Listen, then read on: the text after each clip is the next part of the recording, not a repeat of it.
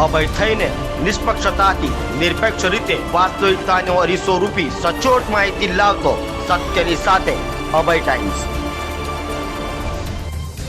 સુરતની શર્મસાર કરતી ઘટના સામે આવી છે, જેમાં 5 વર્ષની બાળાએ તેના પિતાના સગા મોટા ભાઈએ જ ફીંકી નાખી હોય।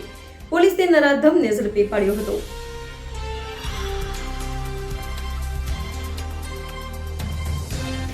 સુરતના કાપોદ્રામાં 5 વર્ષની બાળકી પર તેના જ મોટા પપ્પાએ દુષ્કર્મ આચર્યું હતું। પિતાનો સગો મોટો ભાઈ જ હેવાન બન્યો હતો।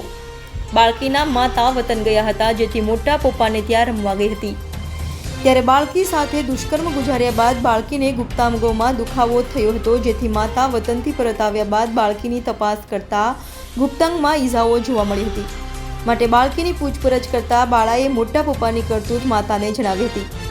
માતા બાળકીને તાત્કાલિક હોસ્પિટલમાં લઈ જતા તેની સાથે દુષ્કર્મ થયું હોવાનું સામે આવ્યું હતું, જે ઘટનાને પગલે કાપોદ્રા પોલીસ મથકમાં ફરિયાદ નોંધાતા પોલીસે સુરત છોડી ભાગવાની ફિરાકમાં ઉધના રેલવે સ્ટેશનથી આરોપીને ઝડપી પાડ્યો હતો અને તેની વિરુદ્ધ કાયદેસરની કાર્યવાહી હાથ ધરી હતી।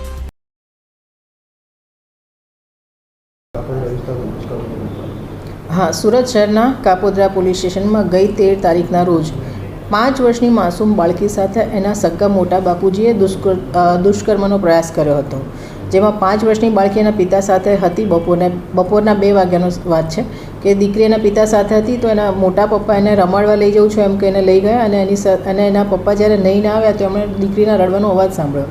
તો એને દીકરીને પાસે ગયા તો દીકરી રડતી હતી, કંઈ નહોતી શકતી। પછી એના મમ્મીને બોલાવે, એના મમ્મીને દીકરીએ કીધું કે મને પેટના નીચેના ભાગે દુખે છે। પછી એને હોસ્પિટલ લઈ ગયા, એને બ્લીડિંગ પણ થતું હતું, તો એનો ડૉક્ટર પાસે ગયા તો ડૉક્ટરે એમને વાત કરી કે આ દુષ્કૃત્યનો પ્રયાસ થયો છે।